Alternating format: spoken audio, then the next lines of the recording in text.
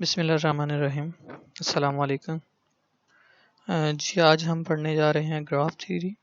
और graph theory में हम आज जो टॉपिक कवर करेंगे वो है ग्राफ एंड इट्स एग्जांपल्स। जो बुक हम फॉलो करेंगे वो है जी graph and application and introductory approach by Robin Wilson. तो फर्स्ट ऑफ ऑल हम ग्राफ थ्योरी को पढ़ने से पहले कुछ एग्जांपल्स जो कि रियल लाइफ रिलेटेड हैं उनसे हम कॉन्सेप्ट लेंगे ग्राफ थ्योरी का, कुछ बैकग्राउंड ऐसी पढ़ेंगे जिससे हम आइडिया बना सकें ग्राफ थ्योरी के हवाले से। तो सबसे पहले जो हम पढ़ने जा रहे हैं वो है फाइंडिंग रूट्स। रूट्स के बारे में, अब ये एक सिटी है जो कि अमेरिका की के बारे में, सॉरी सिटी नहीं हम कह सकते, हम एक रीजन का जो है मैप है जिसमें डिफरेंट सिटीज़ आ रही हैं। तो इस इन सिटीज़ में अगर मैप देखें तो ये बड़ा ही कंजस्टेड सा और अजीब सा मैप है। ये आप देख सकते हैं कि यहाँ पे डिफरेंट सिटीज़ के जो नेम है वो मेंशन है और डिफरेंट ट्रैक जो हैं वो गिवन है कि कुछ जो हैं वो रोड ट्रैक हैं, कुछ रेलवे के ट्रैक हैं। तो हम बेसिकली इन चीज़ों को कवर करने के लिए हम क्या बनाते हैं, जो कि आपने गूगल मैप में भी अक्सर देखा होगा कि जब हम हमारे पास एक पूरा मैप गिवन होता है और उस मैप में जब हम अपनी एक लोकेशन सेट करते हैं कि हमने लेट्स से फ्रांसिस्को से हमने लॉस एंजल्स जाना है, तो लॉस एंजल्स जाने के लिए हमारे पास क्या रूट्स होंगे, या हमने डिफरेंट रेनो से फोनिक्स जाना है तो हमारे पास रूट्स कौन से हैं और कौन सा रूट्स जो है वो शॉर्टेस्ट मिलेगा। तो बेसिकली होता क्या है कि वो इस मैप को जो है वो इग्नोर करता है और वो क्या करता है कि आपके पॉइंट मेजर करता है कि आप किस सिटी में इस वक्त हैं और देन किस सिटी में आप जाना चाह रहे हैं। तो देन उससे वो ट्रैक सेट करता है और देन वो रोड और डिफरेंट वे से देखता है कि आपके पास शॉर्टेस्ट वे क्या होगा। तो बेसिकली ये जो पूरे का पूरा मैप है उसको वो कन्वर्ट कर देता है कुछ इस फॉर्म में। अब इसमें आप देखें तो ये डिफरेंट सिटीज़ के नेम हैं और जो सिटीज़ हैं उसको एक डॉट की फॉर्म में शो कर रहा है और एक सिटी से दूसरी सिटी तक जो एक वे है उस वे को देन वो कुछ किलोमीटर्स में शो कर रहा है कि 5 किलोमीटर जो है वो सैन फ्रांसिस्को से रेनो है। देन लेक सिटी जाना है तो 11.5 किलोमीटर का डिस्टेंस है एंड अप टू सोन। वो सारे के सारे जो हैं वो क्या करता है कि इस मैप को हमने कन्वर्ट कर दिया है अपनी आसानी के लिए। डॉट्स और उसकी ज्वाइनिंग जो है वो हमने एक जो ज्वाइनिंग की है उसको किलोमीटर के हवाले से हमने डिस्क्राइब किया है कि इसको इतने किलोमीटर यहाँ से यहाँ होगा। तो अगर हम कोई भी शॉर्टेस्ट पाथ फाइंड करना चाह रहे हैं तो वो भी हम इससे देख सकते हैं कौन सा हमें सबसे इजीएस्ट वे लगेगा या इजीएस्ट पाथ रहेगा जो कि कम डिस्टेंस जो है वो हम ट्रैवल करें और अपनी डेस्टिनेशन पे पहुंच जाएं। सही है जी। नेक्स्ट है हमारे पास केमिस्ट्री की एग्जांपल है कि केमिस्ट्री में हमारे पास क्या होता है कि a molecular consist of number of atoms. तो इसमें क्या है, दो तरह की चीज़ें होती हैं कि यहाँ आपके पास एटम है और एटम जो है वो केमिकल बॉन्ड्स जो है उनमें केमिकल जो लिंक्ड हैं उनका आपस में जो रिलेशन है वो बॉन्ड बॉन्ड होती है कि जैसे हम बॉन्डिंग क्या केमिकल बॉन्डिंग कितनी है उसमें, किस किस के साथ उसकी केमिकल बॉन्डिंग है। तो फॉर एग्जांपल हम मीथेन की एग्जांपल ले लेते हैं जो कि क्या है CH4 है। और CH4 को जब आप उसके कार्बन स्ट्रक्चर, उसका जो स्ट्रक्चर है वो अगर हम देखते हैं तो उसमें आपके पास क्या होगा कि C जो है वो कार्बन है और A जो है वो हाइड्रोजन को शो कर रहा है। CH3 है तो और उसकी ज्वाइनिंग जो है वो कुछ इस तरह से है कि एक कार्बन आइटम के साथ 4 हाइड्रोजन आइटम जो हैं वो ज्वाइन है। तो बेसिकली अगर देखा जाए तो ये भी आपके पास कुछ इस तरह से फॉर्म बन रही है कि हम A जो है और C जो है ये कोई पॉइंट की फॉर्म है और देन की जो ज्वाइनिंग है वो हम रिलेशन दे रहे हैं केमिकल बॉन्ड का। तो सिमिलरली अगर हम इथीन की बात करते हैं तो इथीन क्या है, C2H6 है। तो C2H6 में आपके पास क्या है, C के दो एटम हैं जो कि आपस में ज्वाइन है। देन इंडिविजुअल C की बात करते हैं तो हर C के साथ तीन हाइड्रोजन आइटम जो है वो ज्वाइन है, तो ये CH3 बनाते हैं। ठीक है, रिप्रेजेंटेशन जो है वो ग्राफिकल या डायग्राम की फॉर्म में हम कुछ इस तरह शो करते हैं। केमिकली अगर हम बताते हैं तो वो हम कहते हैं इसको C2H6 है ये। सिमिलरली अगर हम मीथेन की बात करते हैं तो मीथेन का जो एक्चुअल स्ट्रक्चर है, जो 3D स्ट्रक्चर है CH4, वो ये टेट्राहेड्रन की फॉर्म में होता है। मतलब कि अगर हम CH3 को हम ये तो समझ लें कि टॉप व्यू अगर हम कहें तो ये टॉप व्यू की फॉर्म है ये, या ये वाली फॉर्म जो है। तो अगर हम इसको एक्चुअल इसकी फॉर्म देखें तो ये जो मीथेन है ये आपके पास क्या है, ये टेट्राहेड्रन बनाती है। C ये है H, और अगर हम इसकी ज्वाइनिंग देखें तो आपके पास ये क्या बन रही है, ये एक प्रिज्म, टेट्राहेड्रन या अनदर वर्ड हम प्रिज्म का वर्ड यूज करते हैं कि एक प्रिज्म की फॉर्म में है। अच्छा जी, नेक्स्ट हम अब ग्राफ का थोड़ा सा व्यू देख लें कि एक्चुअल में इन एग्जांपल से हम अगर ग्राफ को डिस्क्राइब करना चाहें तो वो क्या होगा। जैसे अभी मैं स्टार्ट में बता रहा था इन दोनों एग्जांपल्स में कि आपके पास क्या है, ये H और C जो है ये पॉइंट्स हैं, और देन इनको जो ज्वाइनिंग दे रही हैं वो पिछली एग्जांपल रूट में आपके पास क्या था कि इसमें डिस्टेंस को शो किया जा रहा था, जो कि वन सिटी से सेकंड, दूसरी सिटी से सेकंड सिटी तक। इसी तरह अगर आप यहाँ पे एटम्स की बात कर रहे हैं तो एटम जो है इनकी ज्वाइनिंग जो है वो केमिकल बॉन्डिंग के साथ है। तो अगर हम इससे एक जनरल फॉर्म बना देना चाहें कि आपके पास ये जो डिफरेंट ऑब्जेक्ट्स हैं जिनको हम पॉइंट्स कह रहे हैं, किसी एक पॉइंट से दूसरे पॉइंट तक या किसी एक एटम से दूसरे एटम तक, उसको हम नाम दे देते हैं वर्टिसेस।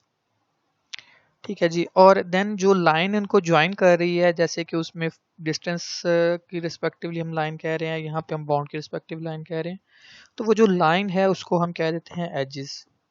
ठीक है, तो अब देखिए हर जो वर्टेक्स है वो ज्वाइन है दूसरे वर्टेक्स के साथ with respect to some edge, इसको हम एज का नाम दे रहे हैं।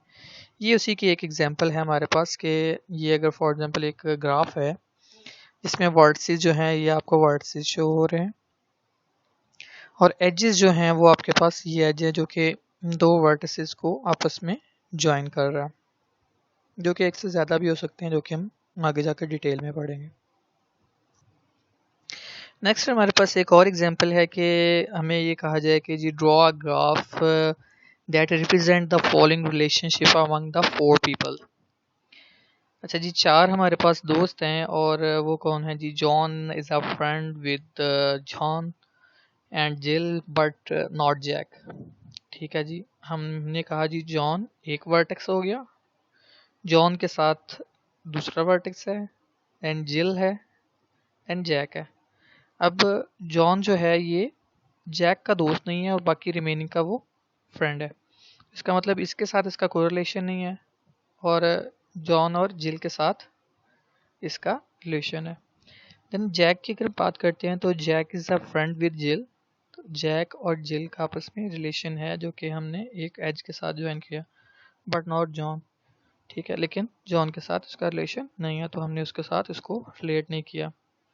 देन उसने कहा जी John is a friend of Jill, तो लास्ट आपके पास क्या आ गया, जॉन जो है वो जिल का फ्रेंड है। तो ये बेसिकली हमारे पास तीन डिफरेंट स्टेटमेंट्स दी गई थी जिनको हमने कंबाइन करके उसको एक ग्राफिकल फॉर्म दे दी। तो रादर देन कि इस प्रॉब्लम को हम देखें, हम यहाँ से देख के सिंपली बता सकते हैं कौन किसका फ्रेंड है, जिसको आप फेसबुक से रिलेट कर सकते हैं कि फेसबुक में कौन किसका फ्रेंड है। उसको अगर हम ग्राफिकल फॉर्म दें तो हमारे लिए ज़्यादा इजीली देखना आसान है, रादर देन कि हम उसको ये कहें कि ये इसका दोस्त है, वो इसका दोस्त है और ये इसका दोस्त नहीं है। नेक्स्ट है जी एक और एग्जांपल है जो कि अगेन रियल लाइफ प्रॉब्लम है कि आपके पास एक मेज गिवन है। ठीक है, इसमें आप देख सकते हैं कि अगर हम किसी एक पॉइंट से ए पॉइंट से हमने एम पॉइंट तक जाना है लेट्स से, तो हम क्या करते हैं जी, हम वे ढूंढते हैं इस मेज में कि हमने ए से बी की तरफ गए और बी से जब सी की तरफ जाते हैं तो रास्ता बंद है जी, सी से आगे हम फर्दर मूव नहीं कर सकते।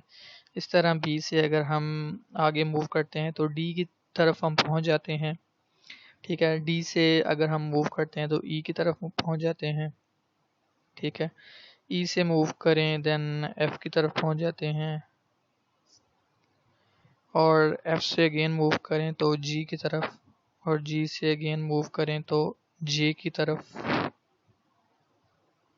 J नहीं H की तरफ, H से J की तरफ, और J से अगेन K की तरफ, और K से फिर अगेन जो है हमारे पास रास्ता जो है वो यहाँ पे क्लोज है। तो रादर देन कि हम इस मेज़ से रास्ता ढूंढें और हर बार उसको अरेज करें और फिर देखें कि हमने कहाँ जाना है या कैसे जाना है, तो हम क्या करते हैं, इस मेज़ को कन्वर्ट कर देते हैं। हम जिस टॉपिक को आज पढ़ रहे हैं ग्राफ थ्योरी, तो हम इसको हम ग्राफ में कन्वर्ट कर दें अगर, तो ग्राफ में कन्वर्ट करने से हमारे पास क्या होगा कि हमारे पास जो इस पूरी मेज़ की जो फॉर्म है, जो शक्ल है, वो कुछ इस तरह से आएगी आपके पास, जो कि कंपैरेटिवली बहुत इजी है। जो कि बेसिकली ग्राफ थ्योरी का जो काम है, जो पर्पस है, वो यही है कि हम चीज़ों को डिफरेंट एंगल से अपने अपनी एक लैंग्वेज में कन्वर्ट कर देते हैं, जिससे हमारे पास उसको सॉल्व करना या देखना, ऑब्जर्व करना कंपैरेटिवली बहुत इजी हो जाता है, रादर देन कि वो एक्चुअल जो फॉर्म है। तो अभी तक आप इस मेज़ को देखें तो मेज़ में किसी एक पॉइंट से मैं आई से सी तक का कहूँ तो बड़ा मुश्किल काम हो, मुझे ढूंढना पड़े, देखना पड़े, और हर बार जब मैं क्वेश्चन चेंज कर दूँ, मैं कहूँ एम से मैंने जी तक जाना है, तो आपका फिर अगेन जो सोचना है वो दोबारा से ज़ीरो से स्टार्ट हो जाएगा कि अब मैं एम से शुरू हूँ और मैंने किस तरफ से घूमना है और किस तरफ से जाना है। ठीक है, लेकिन अगर हम इस ग्राफ को हमने मेज़ में कन्वर्ट किया, और उसको कन्वर्ट करने का वे क्या है, हमने ए जो है, जो जो आपके पास ये अल्फ़ाबेट्स हैं, अल्फ़ाबेट्स को हमने वर्टिसेस कंसिडर किया है, और ए से अगेन जो डिस्टेंस ए से बी तक की तरफ जा रहा है, तो ए बी के साथ कनेक्ट है, तो हमने ए को बी का कनेक्शन दिया है। देन हमने कहा जी बी जो है वो डी के साथ कनेक्ट है, उसका मतलब बी को डी से कनेक्ट किया है। ठीक है, डी का और ए का, इन दोनों का कनेक्शन सी के साथ नहीं है, तो लेकिन डी का कनेक्शन सी के साथ है, सॉरी बी का कनेक्शन सी के साथ है, तो इसलिए हमने बी को सी के साथ कनेक्ट कर दिया। And up to so on, हमने ये एक ग्राफिकल फॉर्म बनाई है। अब मुझे यहाँ से बताएं कि अगर मैं आपको कहूँ कि आपने कहाँ जाना है, आपने एम से जी तक जाना है, तो हमारे लिए बहुत आसान है जी, एम से हम शुरू हुए, एल जे एच और जी, दैट्स इट। तो रादर देन कि मैं इसको पूरा ढूंढूं, वे ढूंढूं और 2-3 दफ़ा मैं गलतियां करके फिर उस पॉइंट पर पहुंचूं, तो अगर आप एक दफ़ा उसको इस ग्राफिकल फॉर्म में कन्वर्ट कर देंगे, तो आपके पास इस मेज़ को सॉल्व करना बहुत ही आसान हो जाएगा, जो कि इस ग्राफ थ्योरी का बेसिक पर्पस है। नेक्स्ट है जी कॉनिक्स ब्रिज प्रॉब्लम, जो कि बहुत फेमस और समझ लें कि ग्राफ थ्योरी की पायनियर एग्जांपल्स में से आता है। इस को ये इतनी पुरानी, इतनी फेमस एग्जांपल है कि इसको ये कहा जाता है कि ग्राफ थ्योरी की जो बुनियाद है वो इसी से बनी, मतलब ग्राफ थ्योरी का जो कॉन्सेप्ट आया था वो इसी कॉनिक ब्रिज प्रॉब्लम से ही आया था। अब ये है क्या, ये जो आप देख रहे हैं यहाँ पे, ये सारी की सारी सिटी है। ठीक है, सिटी में ये यहाँ पे आपके पास एक रिवर है, जो कि रिवर गुजर रहा है, रिवर की कुछ जो फॉर्म है वो कुछ इस तरह से है, और ये जो आप ग्रीन कलर के देख रहे हैं ये क्या है, ये ब्रिजेस हैं। मतलब कि इस जो सिटी का ये वाला जो पोर्शन है, इससे इससे पोर्शन में इस में आने के लिए हमारे पास दो ब्रिजेस हैं। दैन अगेन आप अगर इस यहाँ से यहाँ तक आना चाह रहे हैं तो आपके पास ये ब्रिज है, इस सेंटर वाले पोर्शन से आपने इधर आना है तो आपके पास ये ब्रिज अवेलेबल है। सिमिलरली ये वाले पोर्शन से अगर सेंटर वाले पोर्शन में आना चाह रहे हैं तो आपके पास ये दो ब्रिजेस हैं। ठीक है, यहाँ से आपके पास आने के लिए कोई सिंगल वे नहीं है, आपको इधर से ही आना पड़ेगा। सिमिलरली अगर आप यहाँ पे देखें तो आपको यहाँ से आने के लिए आपके पास ये एक ब्रिज अवेलेबल है। तो बेसिकली इसकी जो फॉर्म है वो है क्या, अगर हम सिर्फ इस रिवर और ब्रिजेस को देखें तो, और सिटीज़ को देख लें, तो हम इसको अगर नाम दे दें तो वो कुछ इस तरह से फॉर्म बनेगी ना। हमने क्या कहा, हमने इस पोर्शन को, हमने जो सेंटर वाला पोर्शन है उसको हमने ए कह दिया। ठीक है, देन ये जो डाउन डाउन पे है पोर्शन, इसको हमने बी कह दिया। अपर वाले पोर्शन को हमने सी कह दिया। ठीक है, और राइट वाले पोर्शन को हमने डी कह दिया। तो और जो ब्रिजेस हैं उनको हमने स्मॉल अल्फ़ाबेट से शो कर दिया जी, कि हमारे पास ये ए है, स्मॉल ए, ये आप देख सकते हैं, ये बी है, सिमिलरली ये C है और ये D है, ठीक है। फिर ये E है, ये F है और ये G है। ये आप देख सकते हैं जो कि कॉनिक ब्रिक्स प्रॉब्लम को हमने क्या किया, हमने एक रिवर और ब्रिजेस की फॉर्म बना के उनको कोई नाम दे दिए। अब बेसिकली कॉनिक ब्रिक्स प्रॉब्लम थी क्या? कॉनिक ब्रिक्स प्रॉब्लम ये थी कि हम एक सिटी से हम दूसरी सिटी और देन अप टू सोन सारे का सारा विजिट करना चाह रहे हैं, लेकिन यहाँ पे कंडीशन ये है कि हमने एक ब्रिज से जब एक दफ़ा हम गुजर गए तो उससे हमने दूसरी दफ़ा नहीं गुजरना, पहली कंडीशन। सेकंड कंडीशन ये है कि जब हम तमाम ब्रिजेस से गुजर जाएं तो हम तमाम के तमाम सिटीज़ जो हैं उनको हम विज़िट कर चुके हों। इसका मतलब क्या हुआ कि हमने क्या करना है, हमने इन ब्रिजेस को इस वे में यूज़ करना है। लेट्स से हम ए से शुरू हुए, ए से हम डी की तरफ गए, डी से जी की तरफ गए, जी से फिर डी की तरफ आए, स्मॉल डी से स्मॉल सी की तरफ, सी से फिर अगेन यहाँ पे हम ब्लॉक हो गए क्योंकि हम दोबारा से हमें क्या करना पड़ेगा, इस जी से गुजरना पड़ेगा जो कि हम जी से पहले भी गुजर चुके हैं। सही है। तो हमारा पर्पस जो है वो यहाँ पे कवर नहीं हो पाता जब हम इस फॉर्म में इस चीज़ को देख रहे हैं। तो अगेन हम जो आज का टॉपिक पढ़ रहे हैं वो हम सारे का सारा इसी हवाले से देख रहे हैं कि हमारा जो मेन पर्पस है, मेन मकसद है वो ये है कि हम अपनी प्रॉब्लम्स को सिंप्लीफाई करें और उसको हम ग्राफ फॉर्म में या ग्राफिकल फॉर्म में कन्वर्ट कर दें, वर्ड्स से रेजिस में कन्वर्ट कर दें कि हमारी जो प्रॉब्लम है वो आसान हो जाए। तो बेसिकली हम यहाँ पे क्या करते हैं, हम यहाँ पे सेट करते हैं कि ये हमारे पास अगर ये रेड कलर का हमारे पास क्या है, ये रेड कलर का अगर मैं इसको रेड कलर असाइन कर दूं,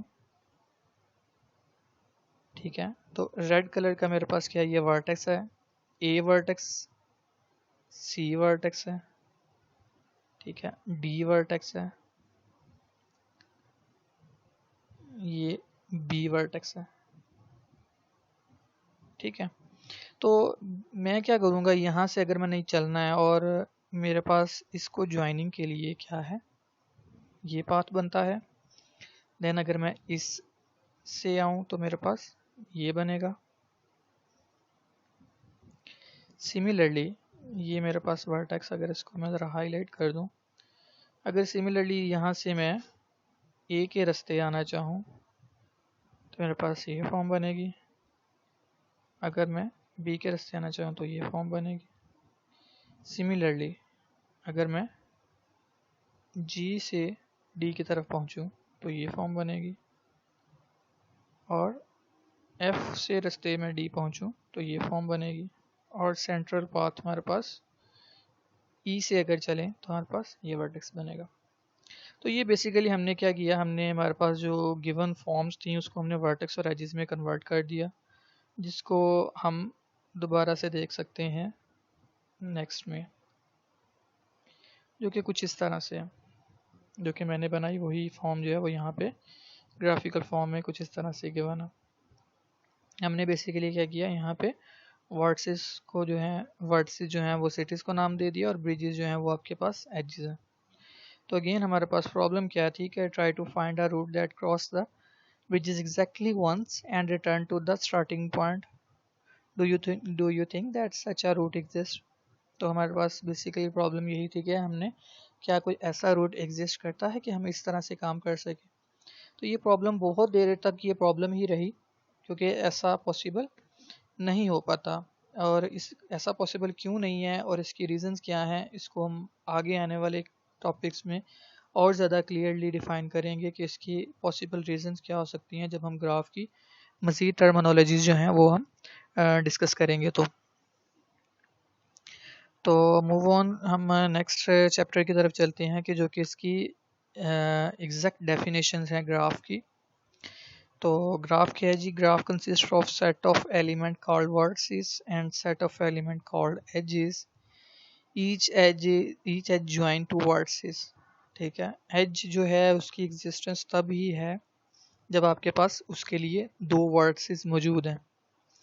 अदरवाइज अगर हम सिंगल वर्टेक्स से ये कहें, सिंगल वर्टेक्स से एक एज बन रहा है तो ये पॉसिबल नहीं होगा। लेट्स से अगर हम ये कहें तो हमारे पास ये अगर एक एज है, सॉरी एक वर्टेक्स है, ये अगर मैं एक वर्टेक्स कह रहा हूँ और ये मैं सेकंड वर्टेक्स कह रहा हूँ, सही है। और इसमें क्या होगा, ये इसको मिलाने वाली जो लाइन है ये क्या है, ये एज है, सही। लेकिन अगर मैं ये कहूँ कि मेरे पास सिंपली आपके पास क्या है, एक वर्टेक्स है और इसके साथ मैं कहूँ कि मैंने ये एक एज ज्वाइन कर दिया है, ऐसा पॉसिबल नहीं है। क्योंकि इसको ज्वाइन करने के लिए आपके पास क्या है, आपको इसके लिए क्या चाहिए, इसके लिए आपके पास एक और वर्टेक्स होना जो है वो ज़रूरी है। तो फर्दर एग्जांपल के लिए हम इसके लिए देख सकते हैं कि हमारे पास लेट्स से एक ये ग्राफ है। तो इस ग्राफ में आप देख सकते हैं कि आपके पास जो वर्टिसेस हैं ये x, u, v, w, ये सारे के सारे क्या हैं, ये वर्टिसेस हैं। और जो काउंटिंग में है आपके पास ये 1 2 3 4 5, ये क्या है, ये इसके एजेस हैं।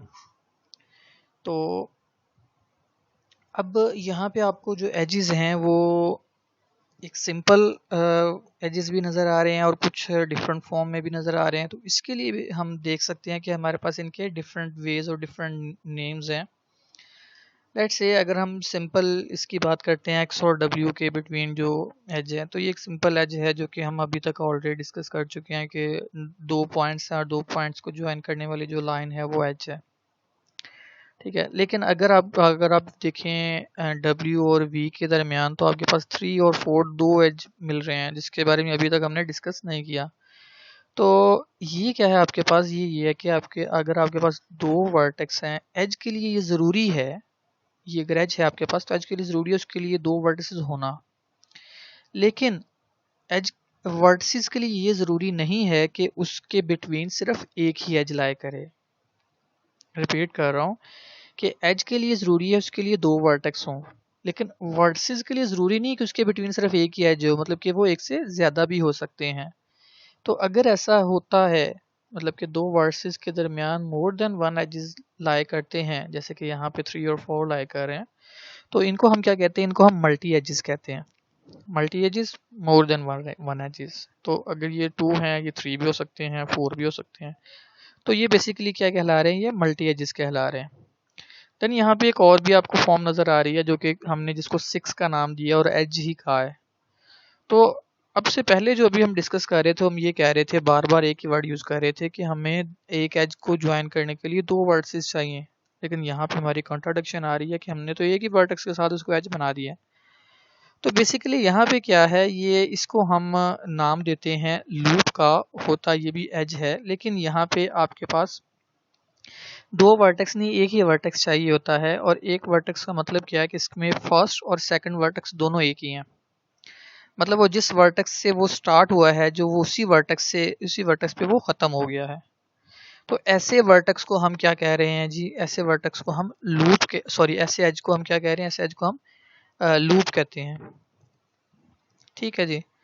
तो यहाँ से एक चीज़ और क्लियर हुई कि हमारे लिए दो वर्टेक्स होना ज़रूरी होता है, लेकिन यहाँ पे दो वर्टेक्स का मतलब ये है कि फर्स्ट वर्टेक्स और सेकंड वर्टेक्स, वो अगर हम लूप की बात करते हैं जो कि एक स्पेशल केस है एज के हवाले से, उसके लिए ये बात जो है वो नहीं ज़रूरी। एक वर्टेक्स के लिए एक वर्टेक्स पे ही एक एज बनाया जा सकता है, जो कि एक स्पेशल केस है जिसको हम लूप कहते हैं।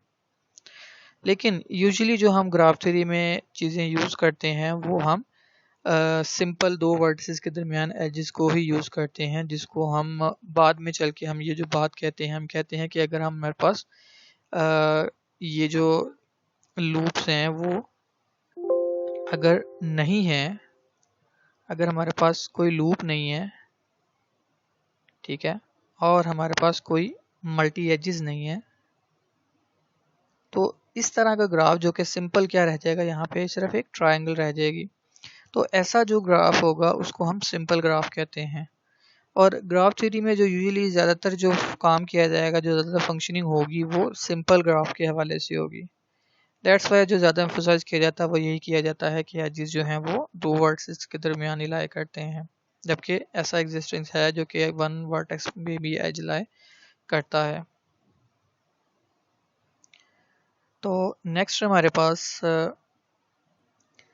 अगेन इसी की एग्जांपल है हमारे पास कि ये मल्टी एजेस जो ऊपर हमने एग्जांपल डिस्कस की है ये इसके मल्टी एजेस कहला रहे हैं, ये इसका लूप कहला रहा है। और अगर हम सी की बात करते हैं तो इसमें नो मल्टी एजेस और नो लूप, तो इसका मतलब ये जो है आपके पास ये क्या है, ये एक सिंपल ग्राफ है। नेक्स्ट जी हमारे पास प्रॉब्लम है कि ये कहा गया कि right down the vertices and edges of each of the following graph are the graph simple graphs. ये the are these graph simple graph, तो ग्राफ ये दोनों ग्राफ क्या सिंपल हैं या नहीं। तो पहली बात तो ये कि हमने वर्टिसेस और एजेस को डिनोट किस तरह करते हैं, तो पहले हमें ये चीज़ पता होना चाहिए। तो वर्टिसेस को डिनोट करने के लिए हमारे पास क्या है, simply A B C D है अगर आपके पास, तो ये वर्टिसेस हैं तो हम उसको सेट की फॉर्म में शो करेंगे कि ए बी सी और डी ये चार जो हैं ये इसके वर्टिसेस हैं। और एजेस को शो करने के लिए हम क्या कहते हैं कि अगर ए बी एज है तो हम कहते हैं A B. Similarly A D अगर एज है तो हम कहते हैं ए डी। बी और सी के दरमियान एज है तो हम कहते हैं बी सी। और बी और डी के दरमियान एज है तो हम कहते हैं बी डी। और सी देखें, सी और फिर सी के दरमियान एज है, मतलब कि सी फर्स्ट वर्टेक्स भी सी है और सेकंड वर्टेक्स भी सी ही है, तो सी से शुरू होके सी पे ही खत्म हो रहा है। इन अदर वर्ड अगर मैं उसी कॉन्सेप्ट को जो अभी मैं ऊपर डिस्कस कर रहा था वो बताऊं, तो एज को ज्वाइन करने के लिए दो आपके पास बॉन्ड्स होनी चाहिए जिससे उसको ज्वाइन करें, मतलब कि वन एंडेड, सिर्फ वन एंड काफ़ी नहीं है। तो यहाँ पे वो चीज़ क्लियर होती है ना कि जब आप लूप की बात करते हैं तो इसका फर्स्ट एंड और सेकेंड एंड सेम ही है, तो इसीलिए हम इसे कहते हैं सी सी। देन सी और डी ज्वाइन है तो सी डी। सही है। तो अभी हमने ऊपर डिस्कस किया था कि सिंपल ग्राफ तब होगा जब उसमें कोई भी लूप या मल्टी एजेस जो हैं वो लाई नहीं कर रहे हो। तो अब यहाँ पे देख सकते हैं कि यहाँ पे लूप है। अगर लूप है तो ये सिंपल ग्राफ नहीं है। सेकंड प्रॉब्लम जो बी है वो मैं आप पे छोड़ता हूँ, वो आप इसको सिमिलर इसी वे में जिस तरह मैंने इसको सॉल्व किया आप इसके वर्टिसेस एजेस और सिंपल है या नहीं वो आप डिफाइन कर सकते हैं। सेकंड प्रॉब्लम आ जाती है इसी का, अगर हम रिवर्स देखें तो रिवर्स क्या हो सकता है। रिवर्स कुछ इस तरह से होगा कि जी उन्होंने कहा जी draw the graph whose vertices and edges are as follow, are these graph simple graph. अब हमारे पास ने कहा जी कि ए आपके पास ये है कि इसके वर्टिसेस हैं U V W X, edges जो इसमें लाई करते हैं वो आपके पास क्या है जी U V W V X and W X. तो इस तो इसके लिए जो ग्राफ आपके पास बनेगा वो क्या है, फर्स्ट ऑफ ऑल हमने क्या करना है यू वी डब्ल्यू एक्स।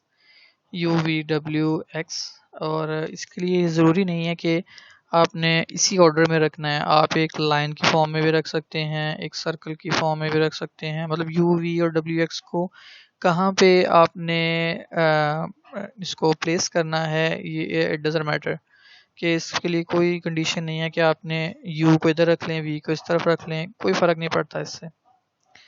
तो इसकी प्लेसमेंट जो है वो आपकी मर्ज़ी है। देन हाँ, इनके दरमियान जो रिलेशन है वो अफेक्ट करता है। रिलेशन आपके पास क्या है, यू और वी के दरमियान रिलेशन है। यू और वी के दरमियान देखें तो यू और वी, यू वी जो है वो गिवन है जो एक एज लाई करता है।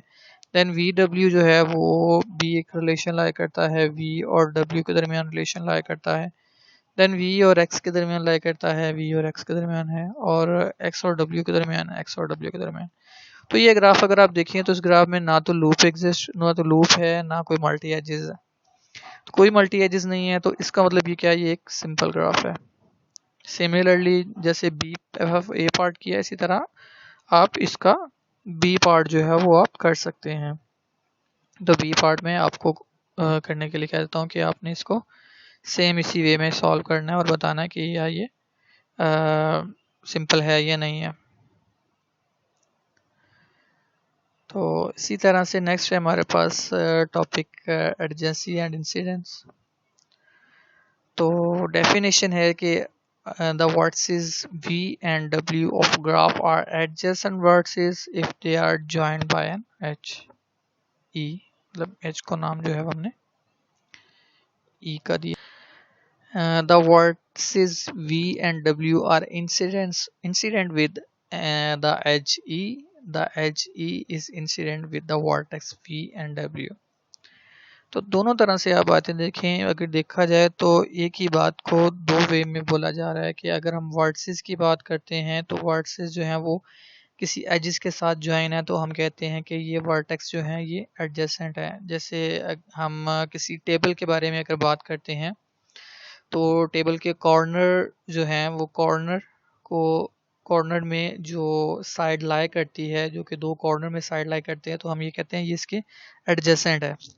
ठीक है, तो सिमिलरली अगर हम एजेस के बारे में अगर बात करें तो हम कहते हैं कि the vertex U and V are incident with edge E, मतलब कि वो किसके साथ ज्वाइन है, वो उस एज ई के साथ ज्वाइन है। तो अगर दो वर्टेक्स एडजेसेंट हैं तो वो एडजेसेंट दो वर्टेक्स एडजेसेंट होंगे और दो वर्टेक्स इंसिडेंट्स विद एज ई के साथ होंगे, या ई एज जो है वो इंसिडेंट है वर्टेक्स V and W के साथ।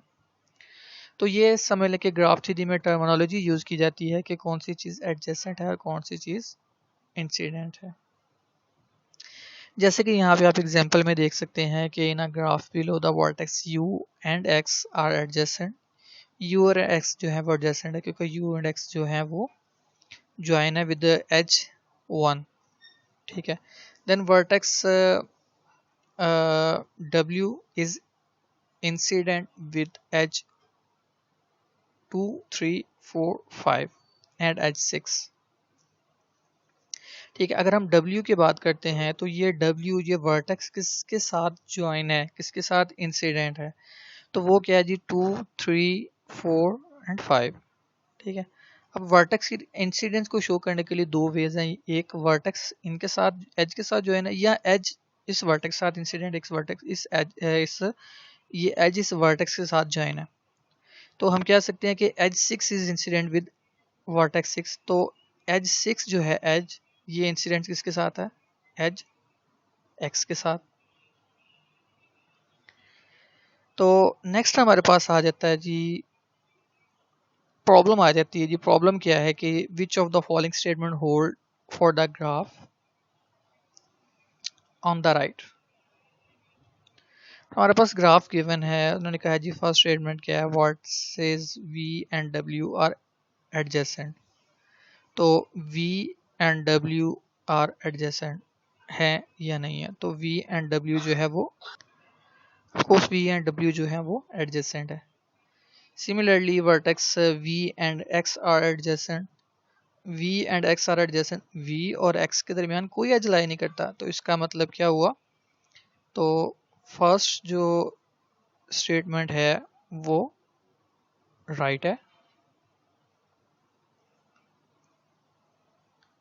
सेकंड जो है वो रॉन्ग है।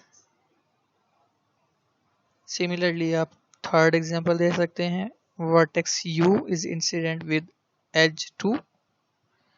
अब देखें वर्टेक्स U की बात की जा रही है, U जो है वो इंसिडेंट है विद एज 2। तो ऑफ कोर्स ऐसा है, U जो है वो इंसिडेंट है विद एज 2 के साथ। तो इसका मतलब क्या हुआ, हमारे पास जो थर्ड वन है वो भी राइट है। अब लास्ट वन देखें कि edge 5 is incident with vertex X।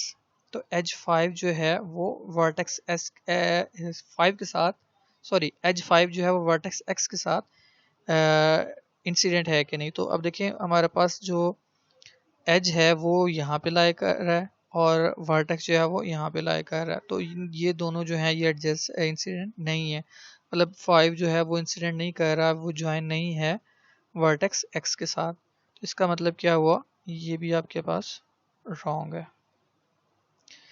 तो सिमिलर वे में आप असाइनमेंट के तौर पे कर सकते हैं इसी चैप्टर की एक्सरसाइज 2 क्वेश्चन नंबर 2.1, जो कि सेम इसी फॉर्म में है जैसे कि अभी हमने इसको सॉल्व किया। तो ये तो था आज का लेक्चर। तो अगर आपको कोई भी प्रॉब्लम हो आप मेरे से कांटेक्ट कर सकते हैं। Thank you so much and अल्लाह हाफिज़।